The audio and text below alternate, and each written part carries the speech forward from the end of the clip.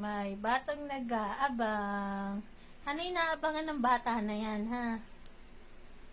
Ha? Ano yung naabangan yan? Nagliligpit si mama ng plato yung nag-aabang yan. Ang baby ko? Ano kailangan ng baby ko? Ha? Ang baby ko naman eh, oh. Lagi nang nakaabang ang baby ko eh, oh. Ano gusto ni baby? Ha, baby ko? Nasaan si baby Shelo ko?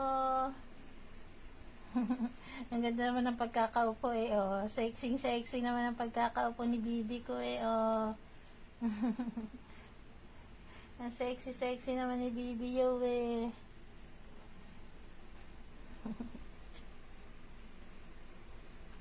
Pag nagliligpit ako ng plato, meron akong bantay. Akala mo laging nag-iintay.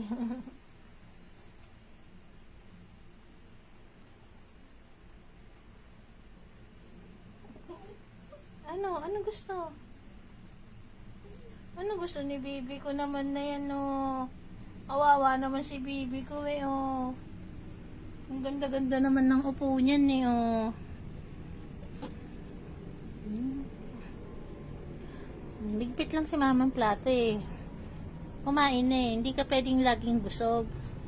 Pag nasosobrahan po kasi sa kain si Shelo, hindi siya nakakatulog sa gabi. Kaya kailangan yung kain niya, hindi siya na pupul masyado sa gabi. Hindi siya pwedeng mabusog maigi sa gabi.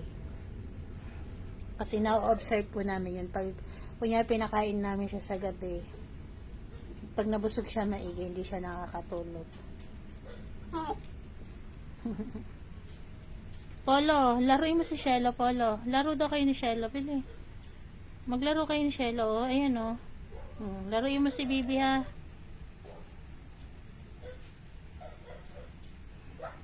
Maririnig niyo po, may nagtatahulan sa labas. Pero, ayan, minamarites lang nila. Ayan, ganyan lang sila. Hindi sila nakikisabay sa mga tumatahol. Ayan lang sila.